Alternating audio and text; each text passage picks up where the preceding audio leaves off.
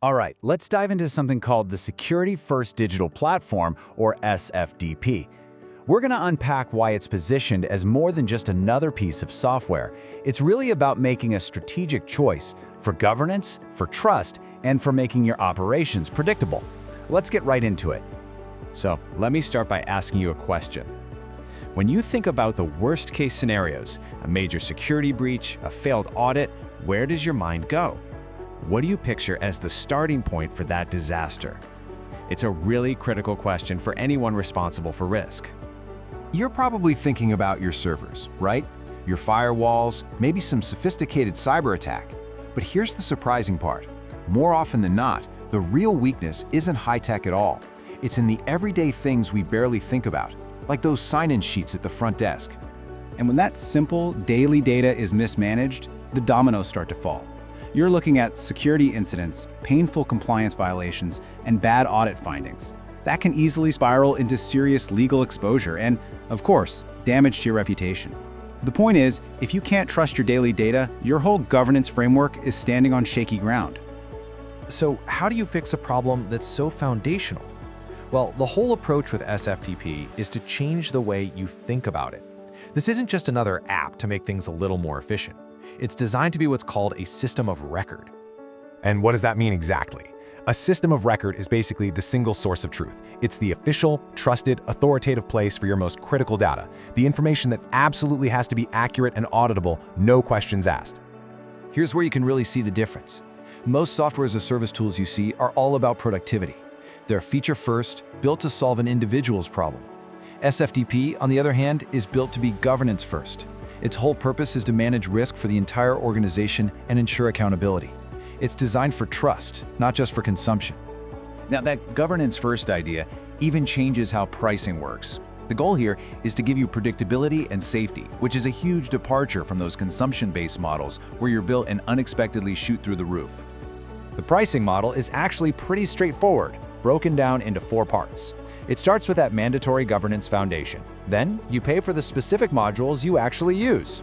The user pricing reflects your team structure. And finally, and this is a big one, it uses usage bands to get rid of any nasty surprises on your bill. And here's the most important takeaway on this. That first piece, the platform and governance fee, is mandatory for a very good reason. The idea is that every single customer, big or small, has to operate on a secure, compliant, audit-ready foundation. Governance isn't an optional extra you can just turn off to save a few bucks. And the result of that structure? Especially the usage bands instead of metered billing? A big, fat zero, as in zero billing surprises. This gives your finance teams the budget predictability they need to plan for growth without having to constantly renegotiate everything. Okay, let's talk about the second pillar of trust, and it's a huge one, your data. The philosophy here is built on a simple but powerful principle: absolute data privacy and your complete ownership of it. This is the core promise, stated as clearly as possible. The data you put into the system always belongs to you. Full stop.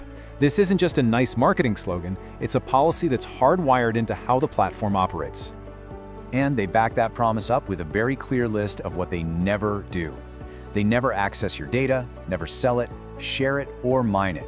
They don't use it for their own analytics, and they sure don't use it to train AI models. This commitment is what makes it enterprise safe, especially if you're in a heavily regulated industry.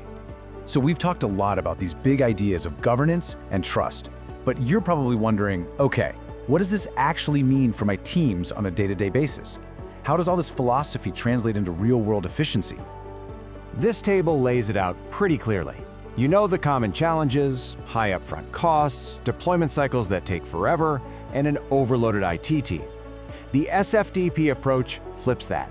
You get a predictable operating expense, you can go live in days, not months, and it reduces the burden on IT because all the maintenance and updates are handled for you. So this brings us back to the decision itself. The argument here is that choosing a platform like this isn't really about buying software. It's about choosing a long-term partner that's actually aligned with your organization's core values. At the end of the day, the choice goes way beyond just comparing a list of features. It's a much bigger decision about what kind of foundation you want to build your operations on for the future. So really, what you're choosing is a set of principles. You're choosing governance by design, not as an afterthought. You're choosing trust by default. You're choosing predictability over complexity, ownership over exploitation, and discipline over taking risky shortcuts. So I'll leave you with this question to think about.